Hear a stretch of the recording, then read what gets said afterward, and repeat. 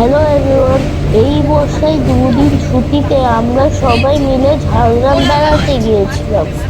আমার ছোট নানা ওখানেই থাকেন, তাই ছোট নানিমার সঙ্গে খালামা, ভালো মামা আর আমরা চারজন মিলে বেরিয়ে পড়েছিলাম ঝাড়গ্রাম ভ্রমণের উদ্দেশ্যে। হাওড়া থেকে খড়গপুর লোকাল ট্রেনে করে খুব আনন্দ করতে করতে পৌঁছে গেছিলাম। সেখানে নানাও আমাদের জন্য ওয়েট করছিলেন। প্রথম দিন নানা ঠিক করেছিলেন আমাদেরকে ঝাড়গ্রাম জু ঘোরাবেন। কেউ একটা বদমাশি করেছে। তুমি করনি তো? কে বদমাশি করেছে? এখানে কেউ না কেউ তাকে বদমাশি করেছে।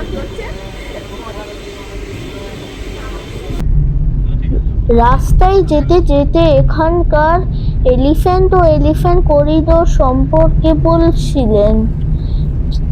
হাতিরা কিভাবে লোকাল এরিয়াতে আসে, কি করে বা কিভাবে জঙ্গলে ফিরে যায়, সব কিছু বুঝিয়ে বলছিলেন আমাদেরকে। ওরা 2 কিলোমিটার আগে থেকে কি মানে থামাই কি করে? এসে রাস্তা দাঁড়িয়ে গেল। এবারে ওরা জানে যতক্ষণ না ও চাল করতে পারছে ততক্ষণ ড্রাইভার কি করবে? চুপ করে দাঁড়িয়ে থাকবে। ও আপনার নিজের মতো করে নেবে, মারবে না। মানে গাড়ির ভিতরেই বসে থাকে? বসে থাকে পালাতে গেলে মেরে দিবে। চুপ করে বসে থাকে, ওরা পেছনটায় এসে টেনে টেনে নেয়। তারপরে কখন বুঝতে পারে যে না, তারপর চলে যায় ওরা। তারপর এই ফরেস্ট গার্ডরা চলে আসে। তারপর ওরা সিগন্যাল দেয় যে এবারে যাও, এদিকে এটা করিডোর। দেখবি হাতির ছবি আছে এদিকে, এইগুলোতে সব হাতি থাকে। এই যে ঝোপ ঝাড় থাকে না। আকাশটা দেখে কেমন লাগছে। This is ঝাড়গ্রাম জু और জঙ্গল মহল জুলজিক্যাল পার্ক। 1980 সালে এটাকে ডিয়ার পার্ক হিসেবে তৈরি করা হয়। পরবর্তীকালে 2014 সালে পশ্চিমবঙ্গ সরকার জঙ্গল মহল জুলজিক্যাল পার্কের উদ্বোধন করেন, যার কাজ শুরু করা হয়েছিল 2005 সালের মধ্যে। এখানে বিভিন্ন ধরনের বন্য প্রাণী ও পাখি দেখার সুযোগ পেয়েছি, কিন্তু সব কিছু ভিডিও করা বা ফটো তোলা সম্ভব হয়নি। প্রথমেই দেখতে পেলাম হরিণ, তারা তাদের খাবার খেতে ব্যস্ত।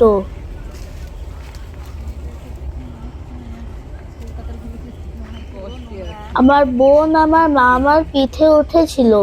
সে ছোট তো, এই উঁচু জায়গা থেকে হরিণ দেখতে সম্ভব হবে। এরপর ভাল্লুক মামা, কি অদ্ভুত গা! আমার মা তো ভয় পেয়েছিল।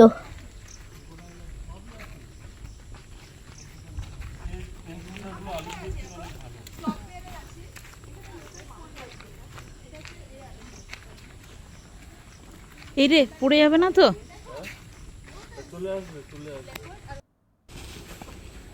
ও বাবা, এরা কারা? কি সুন্দর খেলা করছিল। ওরা তো লেপার্ড। আমার মামা বলছে 3টে লেপার্ড আছে, আমার খালামণি বলছে 4টে লেপার্ড আছে। আমরা খুঁজতে চেষ্টা করলাম, অবশেষে আমরা দেখলাম যে শুধু 3টেই লেপার্ড ছিল। আয়ার মতো ছুঁড়ে পড়ে যায়।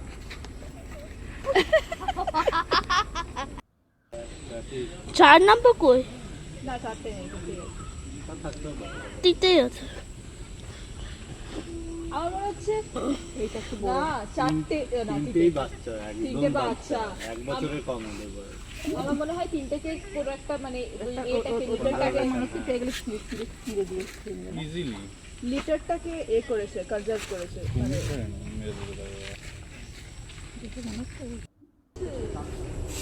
আরেকটা কই? আসছে। দুটোই তো। ও আচ্ছা, ওটাই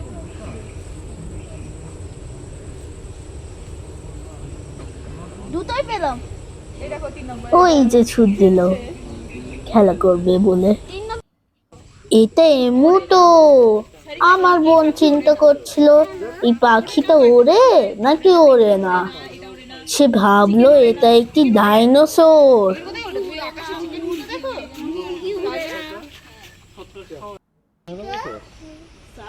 আর এটা ফিশিং ক্যাট। কি বড় বেড়াল, ওইখান থেকে লাফ দিল। দেখছে দেখেন। ওরে বাবা, মনিটা লিজার্ড, কি লম্বা গা। আমার মা তো একটু ভয় পেয়েছিল। ওই দিকে আছে, আসছে। গলা পড়াচ্ছে। এই দেখেন চোখটা দেখেন। আমার একবার ইয়ে করেন, দেখেন। এই দেখেন, এই দেখেন, পাল্লা একদম তেড়ে আছে। ওরে বাপরে, আমারই তো কাচের ভিতরে ভয় লাগছে। কি বাবারে, ওরে বাবা, এখানে সুন্দর প্যারেট, পিকক আর পিহেন আছে। আমার বোন আর আমি ভাবছিলাম এই প্যারেটটা কথা বলতে পারে, তাই জন্য আমরা কথা বলতে চেষ্টা করলাম। অবশেষে দেখলাম যে প্যারেটটা কথা বলছিল না। পিহেন আর পিকক গুলো অনেক সুন্দর ছিল।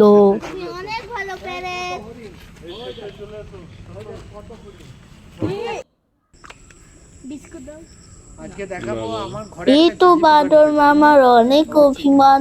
সে সারা রাত ও বাচ্চা ওটা। ওকে আমাদের দেখে ভাল লাগেনি। ও ও এমনি ওখানে গিয়ে শুয়ে পড়লো। আমি একটু হেসেছিলাম।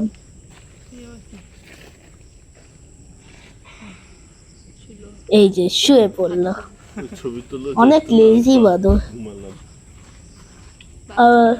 আর ওটাকে, এটা হচ্ছে বাদর মামার বাচ্চা। ওই গাছ থেকে নেমে গেল, মনে হয় আমাদের কাছে আসছে। কেন বাচ্চাটা থেমে গেল? ঠিক আছে, কিছুক্ষণ পরে আমাদের কাছে একটু আসবে। ঠিক আছে। Oh my god, this is Russell viper. অনেক লম্বা গা,